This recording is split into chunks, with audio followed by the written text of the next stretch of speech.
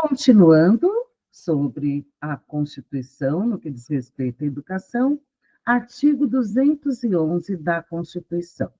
Trata da divisão de responsabilidades entre as autarquias públicas, União, Estados e Distrito Federal e município. Quem deve fazer o quê? 211. A União, os estados, o Distrito Federal e os municípios organizarão em regime de colaboração seus sistemas de ensino. Eu coloquei aqui regime de colaboração com destaque, porque é muito importante. Eu já vi várias provas de concurso que perguntam como as autarquias públicas se organizam em relação à educação. E a resposta, de acordo com a Constituição e com a LDB, é em regime de colaboração. Inciso 1. A União organizará o Sistema Federal de Ensino dos Territórios, financiará as instituições de ensino públicas federais, cuidará do seu pedaço, né? E exercerá em matéria educacional, no que diz respeito à educação, função redistributiva e supletiva, de forma a garantir equalização de oportunidades educacionais e padrão mínimo de qualidade de ensino mediante assistência técnica, financeira aos estados, ao Distrito Federal e aos municípios. Ou seja, a União destina parte de sua verba da educação para municípios, estados e Distrito Federal, através do Fundeb, para garantir padrão mínimo de qualidade de ensino. Então, nós temos o Plano Nacional de Ensino, PNLDB, nós temos alimentação, nós temos vários, o programa de computador na escola, internet na escola atualmente, né? Então, tudo isso é financiado pela União na sua função redistributiva e supletiva. Ela suplementa as verbas do Estado, Distrito Federal e municípios, oferecendo essa ajuda financeira, tá? Assistência técnica e financeira. Inciso 2. Os municípios atuarão prioritariamente no ensino fundamental e na educação infantil. Os estados e o Distrito Federal atuarão prioritariamente no ensino fundamental e no ensino médio. Nós sabemos que o regime é de colaboração. Então, como estados e municípios se organizam diante dessa responsabilidade pelo ensino fundamental? Eles colaboram. Então, costuma o ensino fundamental, ficar a cargo dos municípios, e o ensino fundamental, 2, ficar a cargo do Estado. Na organização dos seus sistemas de ensino, a União, os estados, o Distrito Federal e os municípios definirão formas de colaboração, como aquele exemplo que eu acabei de citar, de forma a assegurar a universalização, a qualidade e a equidade de oportunidade para todos.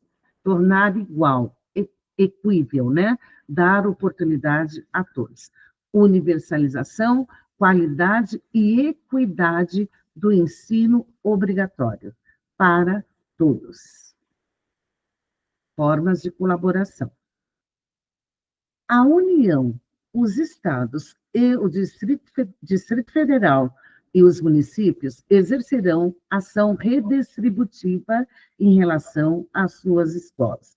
Ou seja, a verba da educação, da União, dos estados e Distrito Federal e dos municípios, a verba de cada um desses entes federados será redistribuída às suas escolas da sua autarquia. As escolas federais, a União redistribui a sua verba da educação. As escolas estaduais e do Distrito Federal, os estados e o Distrito Federal redistribuem a sua verba. E as municipais, a verba municipal da educação, 25%, é redistribuída entre as suas escolas, para gastos com os alunos. O percentual desses gastos também está definido em lei. Artigo 212, que eu já adiantei para vocês, a União aplicará anualmente nunca menos que 18% e os estados, o Distrito Federal e os municípios, 25%, no mínimo, da receita resultante de impostos compreendida e proveniente de transferência na manutenção e desenvolvimento do ensino. Então, os municípios, 25% dos seus impostos têm que aplicar, no mínimo, na manutenção e desenvolvimento do seu ensino. E assim os estados e Distrito Federal também, 25%. A União, no mínimo, 18% do seu sistema de ensino. A parcela de arrecadação de impostos transferida pela União aos estados, ao Distrito Federal e aos municípios, ou pelos estados aos respectivos municípios da sua região, não é considerada para efeito do cálculo previsto nesse artigo, receita do governo que é transferida. Ou seja, a parcela transferida pela União aos estados, ao Distrito Federal e aos municípios está para além desses 18% que a União tem que aplicar minimamente na manutenção e desenvolvimento do ensino, do seu sistema de ensino.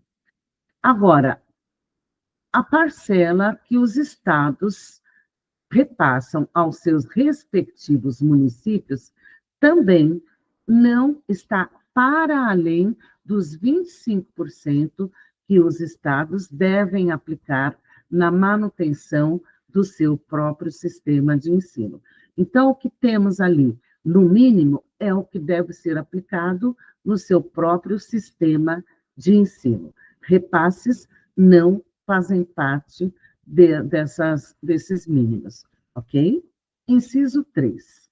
A distribuição dos recursos públicos assegurará prioridade ao atendimento das necessidades do ensino obrigatório, da educação básica, no que se refere à universalização, garantia de padrão de qualidade e equidade, oportunidade para todos, nos termos do Plano Nacional da Educação.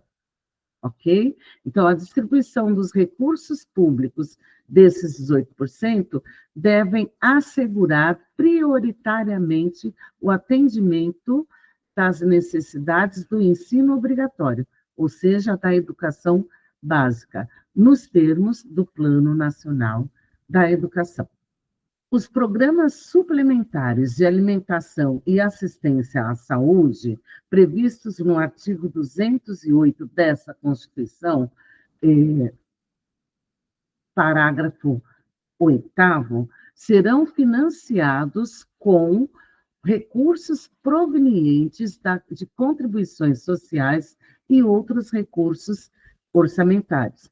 Lembra que quando nós lemos aí essa informação no artigo 208, parágrafo 8º, está escrito que são programas suplementares? Então, os recursos vêm de contribuições sociais que se arrecada e outros recursos orçamentários do ente federado, ok? Não da verba mínima. A educação básica terá como fonte adicional de financiamento a contribuição social do salário educação, recolhida pelas empresas na forma de lei.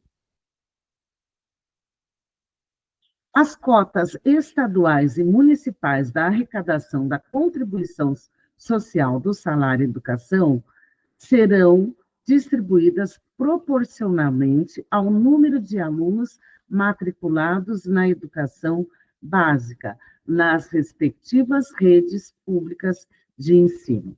Então, as cotas estaduais serão distribuídas para alunos matriculados na educação básica da rede de ensino estadual. As cotas municipais serão distribuídas proporcionalmente ao número de alunos matriculados na educação básica da rede de ensino municipal. É vedado o uso de recursos referidos no caput do inciso 5 e 6º, que trata da contribuição social do salário educação e cotas estaduais de arrecadação da contribuição social do salário educação. É vedado usar essa cota do salário educação para o pagamento de aposentadorias e de pensões de funcionários da educação.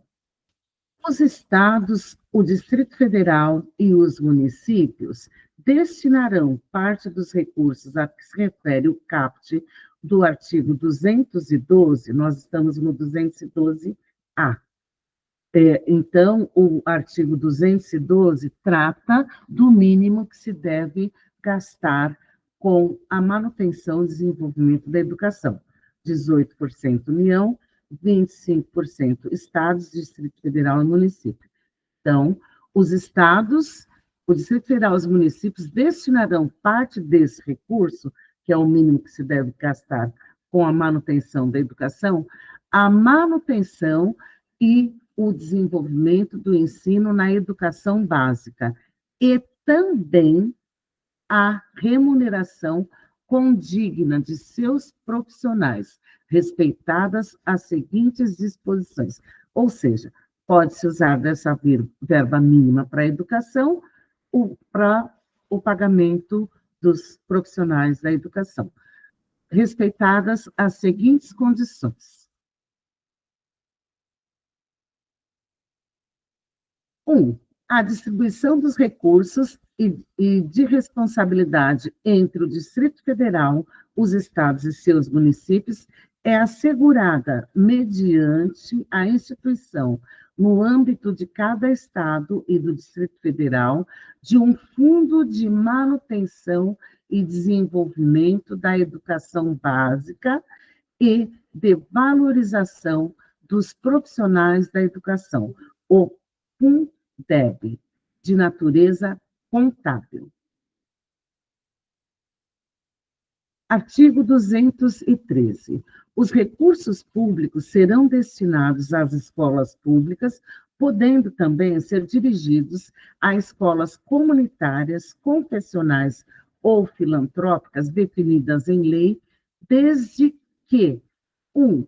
Comprovem finalidade não lucrativa, ou seja, a escola particular com finalidade lucrativa não pode receber recurso diretamente da verba da educação. Desta forma aqui, mas tem uma outra forma, tá? Então, não vou adiantar aqui. 1.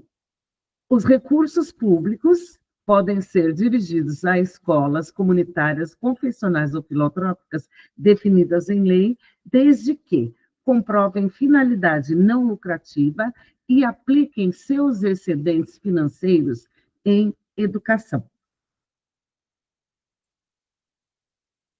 2. Assegurem a destinação do seu patrimônio a outra escola comunitária, filantrópica ou confessional, ou ao poder público, no caso de encerramento de suas atividades. Fechou a escola, tem que repassar o seu patrimônio a outra escola nesse perfil, ou repassar o seu patrimônio ao poder público. Inciso 1. Os recursos do que trata esse artigo poderão ser destinados, aí entra a escola particular, com fins lucrativos. Poderão ser destinados à bolsa de estudos para o ensino fundamental e médio, na forma de lei, para os que demonstrarem insuficiência de recursos quando houver falta de vagas e cursos regulares da rede pública na localidade da residência do educando, ficando o poder público obrigado a investir prioritariamente na expansão de sua rede na localidade. Trocando em miúdos, na escola foi feito o recenseamento, o número de alunos do ensino fundamental ou médio é maior do que as vagas que o município pode oferecer, tá? Então, não tem escolas comunitárias, filantrópicas ou confessionais sem fins lucrativos que possam receber esses alunos. Então, esses alunos não podem ficar fora da escola. É obrigatória a frequência à escola. Qual a saída? Bolsa de estudos em escolas particulares, porque é direito à vaga gratuita. Não tem para oferecer? Lembra lá que nós falamos no início da responsabilização do ente federado que não oferecer a vaga gratuita? Então, pode dar uma bolsa de estudo. Sendo direito subjetivo e ocorrendo essa situação, qualquer pessoa representando o Ministério Público, existe o Conselho Tutelar, pode requerer essa vaga. Provada essa situação, se não for concedida a bolsa espontaneamente, a bolsa de estudo será concedida forçosamente, compulsoriamente.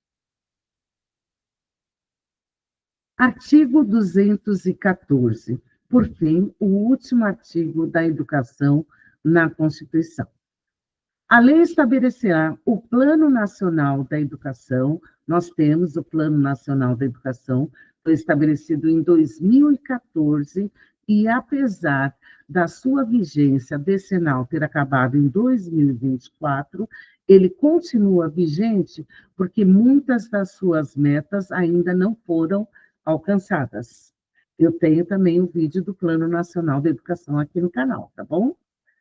De duração decenal, como eu já adiantei, com o objetivo de articular o Sistema Nacional de Educação em regime de colaboração e de definir diretrizes, objetivos, metas e estratégias, como eu já adiantei, muitas não foram alcançadas, de implementação para assegurar a manutenção e desenvolvimento do ensino em seus diversos níveis, etapas e modalidades. Então, abrange desde a educação básica como um todo até o ensino superior e todas as modalidades de ensino. O Plano Nacional da Educação abrange desde a educação infantil até o ensino superior, tá? Em seus diversos níveis, etapas e modalidades, por meio de ações integradas dos poderes públicos das diferentes esferas federativas que conduzam a quais são as metas do Plano Nacional da Educação, estabelecidas de acordo com a Constituição. Meta 1, erradicação do analfabetismo. Meta 2, universalização do atendimento escolar. Meta 3, melhoria da qualidade de ensino. 4, formação para o trabalho. 5, promoção humanística, científica e tecnológica do país. Na Constituição, nós só temos essas 5 metas, porém, o Plano Nacional da Educação, ele tem estipuladas 10 metas. Tem essas 5 e mais 5 que foram elencadas como metas a serem atingidas na educação nacional. Ok? Agora, nós vamos tratar dos artigos que também sempre caem em concursos no que dizem respeito ao ECA e à Lei do Idoso. Vamos lá? Capítulo 7º da Constituição, da família, da criança, do adolescente, do jovem e do idoso. Artigo 227.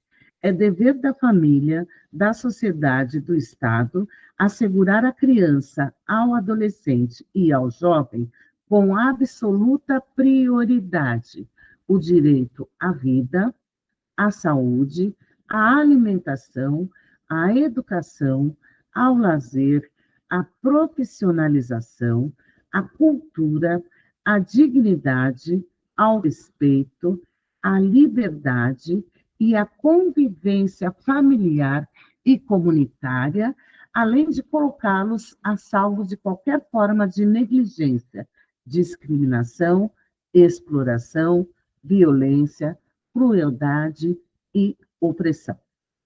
Em vista desse artigo 227 da Constituição, para o seu cumprimento e minuciosamente descrever como esse cumprimento vai ser, tem de ser legalmente feito, criou-se o Estatuto da Criança e do Adolescente. No Estatuto da Criança e do Adolescente, nós teremos lá minuciosamente tudo o que diz respeito ao cumprimento desse artigo constitucional. Ok? Então, vamos agora ao que se diz respeito à Lei do Idoso, artigo 229. Os pais têm o dever de assistir, criar e educar os filhos menores. E os filhos maiores têm o dever de ajudar e amparar os pais na velhice, carência ou enfermidade. Para cumprir o artigo 229 da Carta Magna do país, a nossa Constituição, foi criado a Lei do Idoso, que trata do que está sendo fundamentado legalmente aqui. E é isso. Espero que vocês tenham curtido. Se curtiram, me deem um joinha, compartilhem e, por favor, comentem para que eu possa melhorar as minhas aulas. Beijos. Tchau, tchau.